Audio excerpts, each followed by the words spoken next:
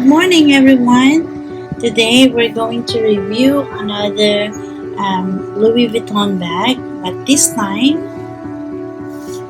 it will be those authentic but vintage bags. So ito yung mga lumang bags ng Louis Vuitton that is no longer available in the market.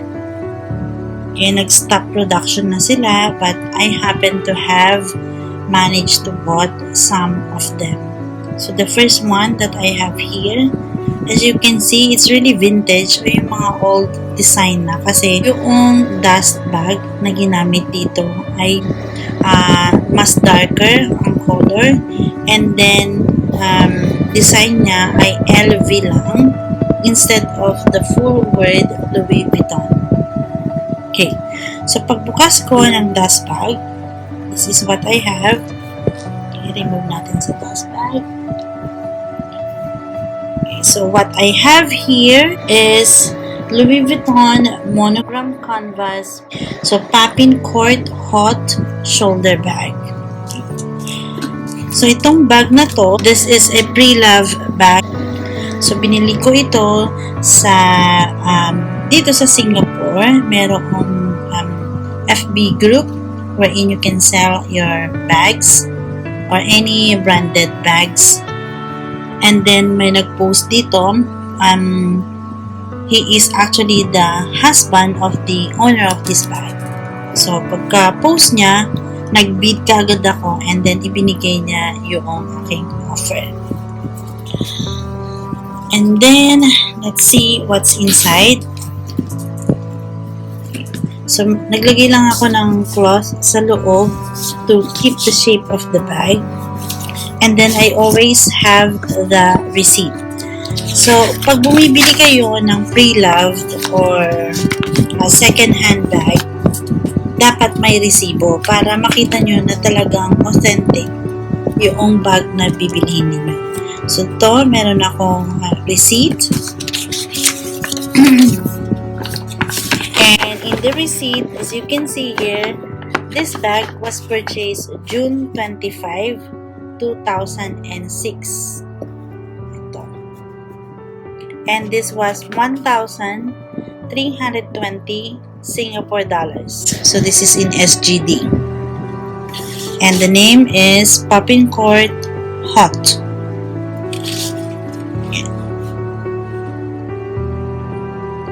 So imagine, this was year 2006 and the price is 1,320 Singapore dollars. Papakita yung information ng buyer o yung owner ng original na bag na to. And as you can see here, this was bought in Singapore in Orchard. So Orchard Road niya binili itong bag na to. So from 1,320, nabili ko lang ang bag na ito for the price of 400 Singapore dollars. So, it's a big saving. And to review this bag, okay.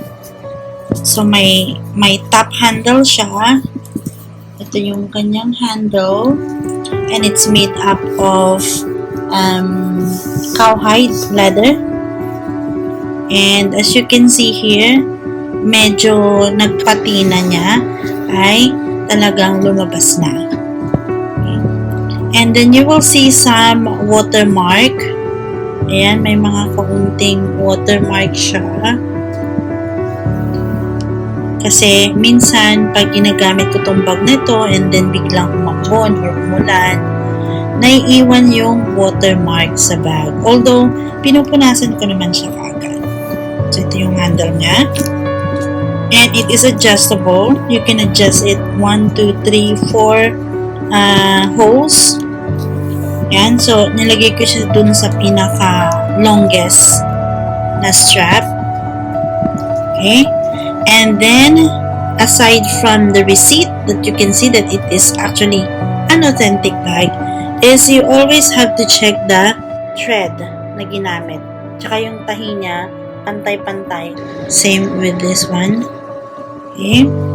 And then, meron siyang D-ring So even though this was bought year 2006, now it's 2021, do the calculation, it's been a long time ago.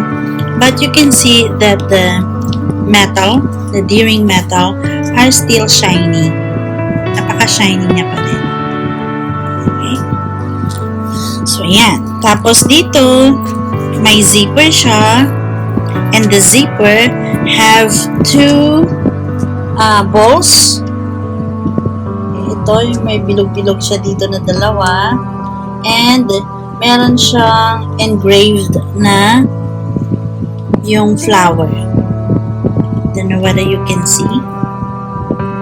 Ito yung flower niya, which is the design of Louis Vuitton. There are two of them, and they are still very shiny. Golden pa rin yung itsura ng bilog na to. And then I use that to pull the zipper. Okay. So yung zipper line niya, matibay pa rin. And then you will just see here the difference between those leather that is already exposed at saka yung nakatago. So ito. Okay lang yan. So every time I clean this part kasi namumuo yung dust. Pagkatapos kung gamitin, kailangan punasan. Okay, so yan na yung itsura niya. And then, tingnan muna natin sa labas. So, as I always mention on my previous vlogs about Louis Vuitton bag, ay gumagamit sila normally ng isang piece ng canvas. So, hindi siya tagpi-tagpi. So, as you can see here, yung LV, nakaganyan siya, nakaharap dito. And then, as you turn the bag, continuous siya, kaya dito sa kabila ay pabaliktad yung LV niya. Kasi parang inikot lang yung canvas na ginamit. Tapos, meron siyang mga buttons with the engrave of LV. May engrave siya na LV. So, I'm not sure whether you can see it well. Yan. Tapos, meron din dito. Medyo, may mga dumi-dumi na siya. So, I need to clean it again. But, tingnan nyo, medyo shiny pa rin yung canvas, yung leather na ginamit dito. Kahit na napakatagal ng panahon na bili itong bag na to at nagamit na several times. Many times. I use it many times. Okay? So, yan. Napaka-kintab pa rin niya. So, mahalata niya talagang ito yung authentic na bag. And then, here, sa gilid, of course, since matagal na nating nagamit itong bag na to, meron na siyang mga scratches sa gilid. Pero, depende kasi yan sa gumagamit ng bag. Dapat alagaan yung mabuti since binili nyo to ng mahal. So, $400 is about, I don't know, maybe it's about less than 15,000 pesos. So, mga 12 to 13,000 pesos ang equivalent nito nung binili ko. Kasi $400 na lang. But the actual price is about 1,200 Singapore dollars. So, yan. Yung mga gilid niya, hindi naman siya halata. Pero makikita nyo na meron talagang konting scratches. So, may mga konting scratches siya, pero hindi siya halata. Then, here is the other side of the bag. Yan. Pero lagi lang siya nakaganyan kasi pag close mo, nag-fold talaga siya. So, I need to clean these buttons kasi meron na siyang mga green, siguro mga ano yan, halika po.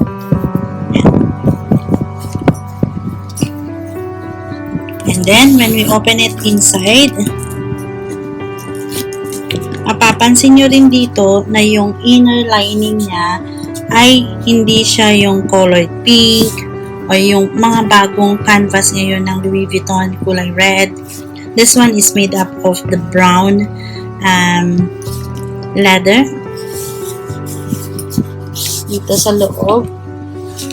And then, nilalagyan ko lang siya ng cloth para mag-maintain yung shape ng bag. Okay, sa loob, as you can see, it is very clean. Wala siyang kahit na anong dumi, like tinta ng ball pen. So, make sure that when you are using authentic or branded bags, yung mga ball pen ninyo ay nakasecure. Either you put it in a pencil case para kung sakaling maglabas yung kanyang tinta, ay hindi maapektuhan yung mga bags ninyo. Okay? So, there will be a tag, Louis Vuitton Paris, made in France. Okay? And then, another way for you to check whether the bag is authentic is for you to check the date code. So, nandito yung date code niya sa loob. Mahirap makita kasi tinatago. Ayan. So, nandito yung date code niya. I don't know whether you can see, but here's the date code. This is where you can check when the bag was produced at kung saan siya nagawa. Sinatago ko lagi yung receipt para just in case ibenta ko tong bag na to, I still can earn some money even though I bought it long time ago. Year 2010 ko pala ito nabili. Okay, kasi binili niya to year 2006 and then nabili ko siya year 2010. Okay, 2006 niya. Nabili tong bag na to. And then he sold it year 2010. Yes. And then, ito din yung mga lining niya dito. Wala pa rin siyang sira. Still very nice and clean. Looks new. Meron lang siyang konting puti dito. And you can put a lot of things inside this bag. So, mag-i-insert ako ng mga clip ng mga gumagamit ng Louis Vuitton. So, marami kang malalagay dito. Pero ako hindi ko na nilalagyan ng inserts kasi meron naman siyang one small pocket for your cell phone and another bigger pocket for your wallet, for example. So, ganyan lang siya. And this is the Louis Vuitton Monogram Canvas Poppin Cord Haute Shoulder Bag. And this is one of the vintage collections of Louis Vuitton kasi wala na to sa market. Nag-stop production na siya.